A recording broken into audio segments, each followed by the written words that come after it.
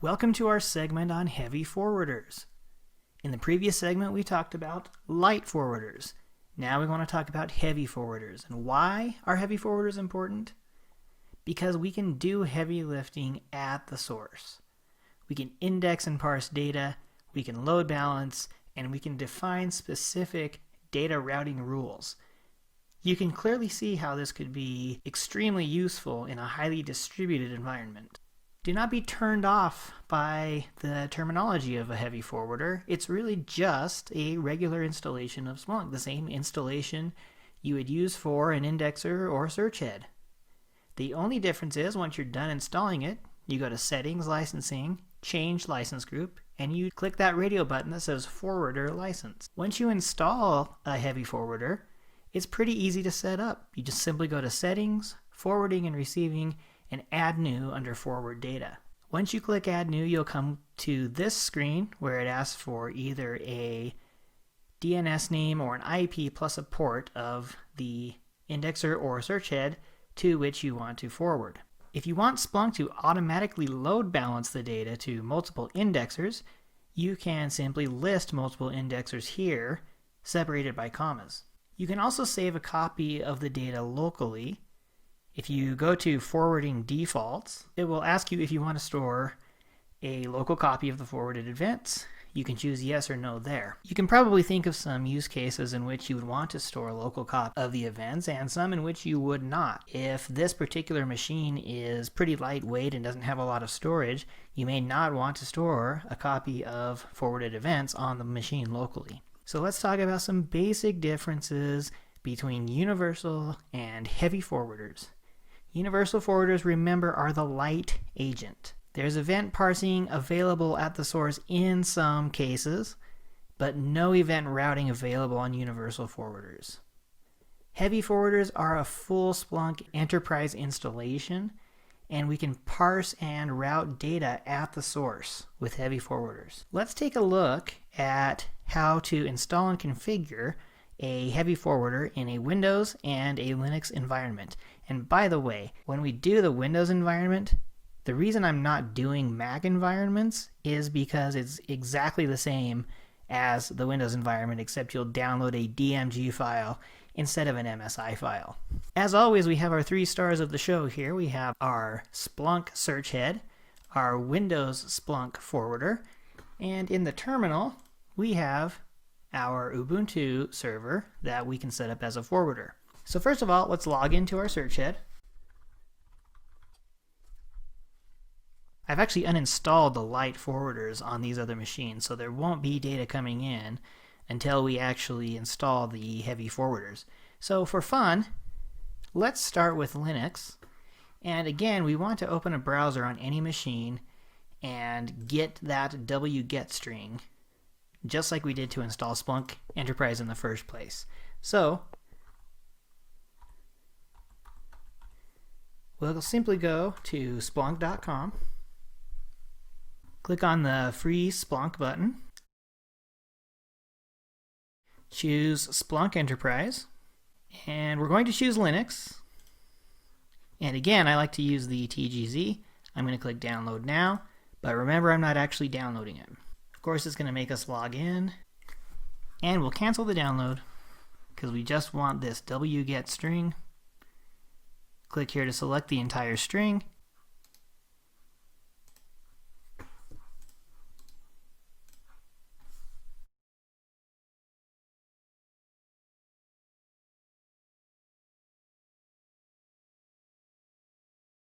And once again, we will make sure it's there.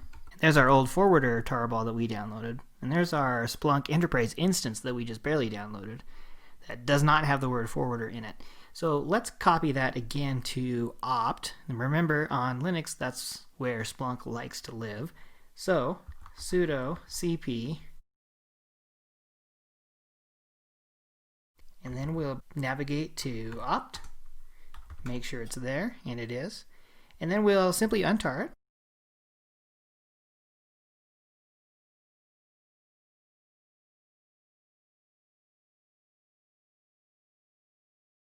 Alright, it created that Splunk directory for us. And remember, we're going to go to bin, and we're going to tell Splunk to start.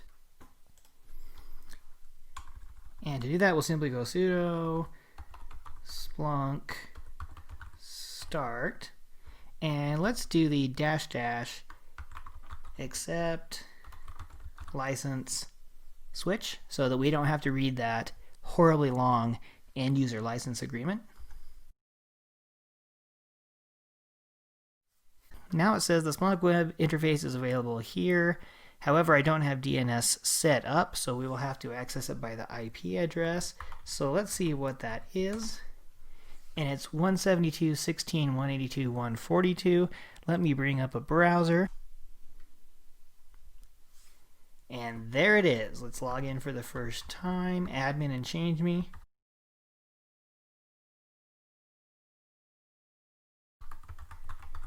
Change the password. Skip all of this. Now remember, the first thing we do on a heavy forwarder is go to Settings, Licensing, Change License Group, Forwarder License, Save. And it'll make us restart the Splunk server. That's fine. Log in again.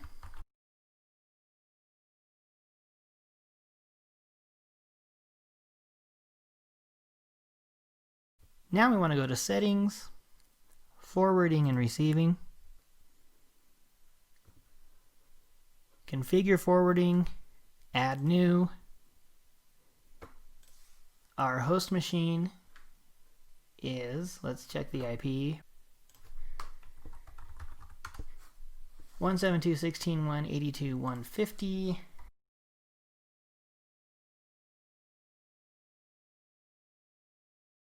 And 999.7.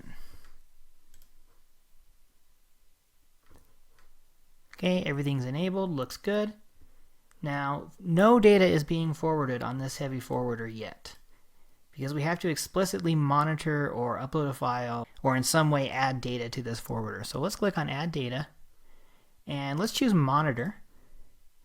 And let's say there's a specific directory on this Linux machine that we want to monitor and then forward on to our search head. So Files and Directory, let's browse. As you notice, this is now a Linux file system. And let's do the same thing we did with our universal forwarder. Let's go to var, and we'll just monitor that whole directory.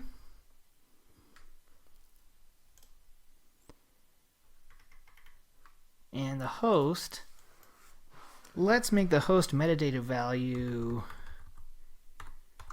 Ubuntu heavy so that we can identify it more easily in our search head.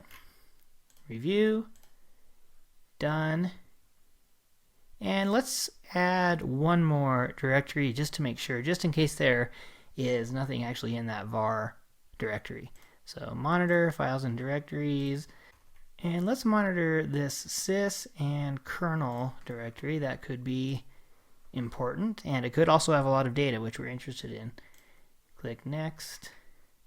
Let's do Ubuntu server heavy and sys.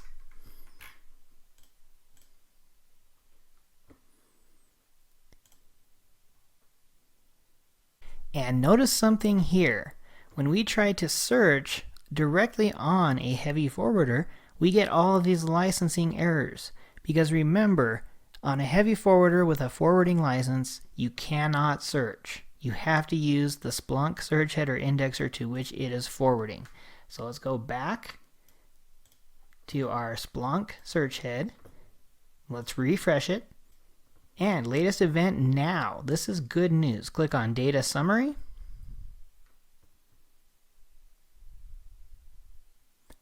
There it is, Ubuntu Heavy and Ubuntu Heavy Sys. And Sys, oh, this one has a lot more data. Awesome. Okay, so now let's put that away for just a minute, and we'll install a heavy forwarder on our Windows machine. Again, we're just going to go to Splunk.com. Click on the green Free Splunk button. download Splunk Enterprise, and for this we want the MSI. It'll make us log in, of course, and we'll save that, and we'll simply go to our downloads folder, and there it is. We'll run the installer.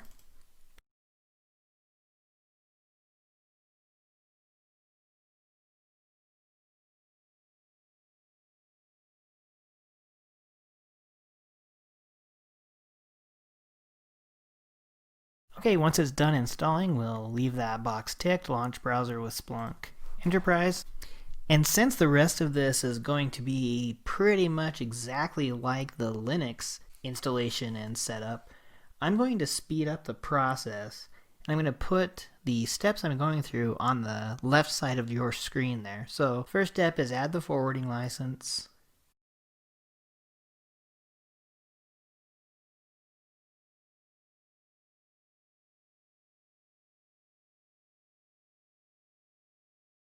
Restart, log in again, and set up forwarding in the exact same way.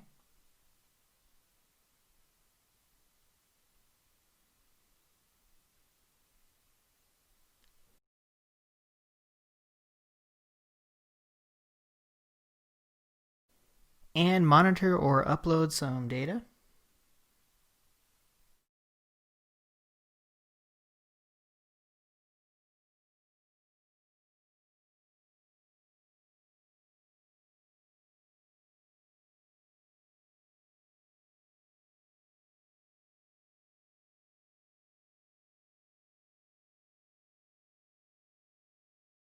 And we're finished installing a heavy forwarder on Linux and on Windows.